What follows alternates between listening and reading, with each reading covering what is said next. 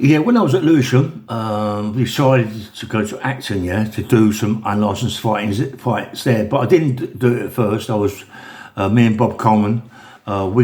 Was going to do some weights, start weight classes, and we got all this Buffalo carpet warehouse and things like that. And Bob said, "No, it won't work out." So I said, "Well, let's do some unlicensed fights."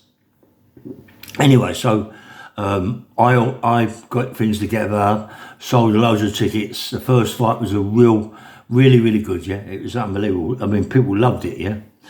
So the second fight come, and I would see Cracknell, give Cracknell a load of tickets, and it was going to be a good show. I had all my pals come from around South East London, you know, like Colombo, and a few other people come.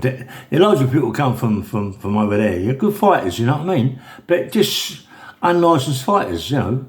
No professional fighters. I mean, then a professional fighter's not going to get in an unlicensed fight, you know, unless he is knocked you on the head. Yeah. Anyway. So me and Bob Coleman, being Bob's a little bit clever, yeah. So what he decided to do, he's got hold of me. He said, "Look, who do you fancy, you know, on these fights?" So I said, "Well, you know," I said, "What do you mean?" He said, "Well, look, I got this betting thing going on, yeah. We can have a bet on this, on the whole fight, you know, and we can pick out so many fights to win and all that, you know." And he said, you know, who do you fancy could win this, that, and we can get a right few bob out of it, way. He said, "Look, I've put, you know, 400 quid into this, you know, we can go and get at least 4 or 5 grand, you know, maybe even more." I went, "I'm up for that." He said, "But we've got to get it right way. Even if we get 4 or 5 wins like that, we can still get this going, yeah." So anyway, so I went crash. So I see a few of my fighters, and I went, you know, had a chat to them, and I won the first 2 or 3 fights easy. Got, you know, they lost. You know, we had a looked at Bob. "Well done, mate. Nice one, mate." And then me with Colin Cracknell, I said, "Look, I'm going to do him." I said, "I'll do him in the first or second round," which I did. You know, I nutted him all around the ring. You know what I mean? And then there's a few other people got in there, and I was told other people that we had no money out of it. You know, we had nothing. We were skint, you know what I mean? So we're just going to lay off bits and pieces of money here and there. And me and Bob, we had between us 7 grand. Yeah, 7 grand. 3.5 grand on the betting, and then we had the actual tickets, yeah? So I had 400 quid on the night of the tickets. Bob had 400 quid, so we had a really good night, me and Bob, that night, yeah? And we had a right tickle dance. So I thought I'd say it now, you know, because I said a long time ago, yeah? So we had a right good time, you know. I had 3.5, 4 grand. He had the same thing, you know, and we decided, you know, should we do it again, you know? So we got in touch with the council, and they said, "Look, the police don't really like it, you know, the way it was, the unlicensed fighting, the way people and all this, that and the other, me nutting Cracknell and all that, it don't go well, you know." So they said, "Look, we'll have a think about it," and they got in touch with the council and blocked it, yeah. So I wasn't bothered. Anyway, me and Bob, you know, got a right few bob out of it, you know. And the other day, I talked to Tony Wilson, a guy called Tony Wilson, and he's all right, Tony. He's my pal, Tony. I talk to him quite a bit now. He had a car accident, you know, but I talk to him quite a bit.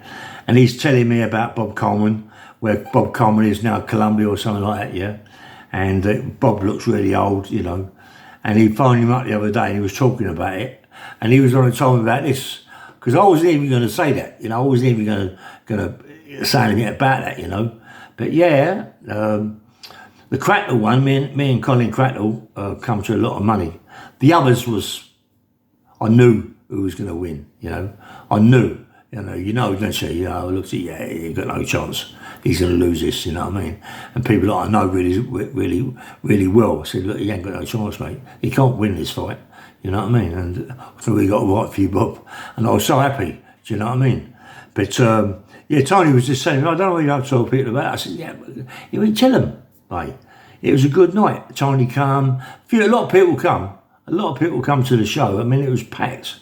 It was absolutely packed, you know.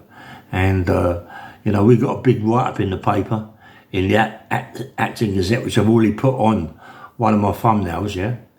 we're now trying to get the actual paper itself, the big paper, just to let people know that who won, who lost, and who was something else. I could tell you now, but it's exciting, you know what I mean? But the way I done it was good. The way I done it was good. I knew every fight.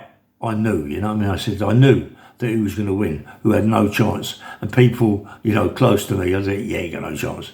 He's going to get bashed up. And he did, yeah. It was good. It was a good night, mate. It was a good night. I loved it. And, when I come out this time of my IPP, I was thinking about doing it again. But all them ones are gone, all the people that I know are gone. There ain't no one around no more. It's all finished, yeah. There ain't no names no more. They're all gone. I'm getting on a bit myself, even though I keep myself really fit every day. I train as much as I can, you know what I mean? I'm lucky here. I've got a gym. I've got my own gym here, really. It's not my own, it's Terry's, but it's my, he give it to me, yeah. And we're moving the gym.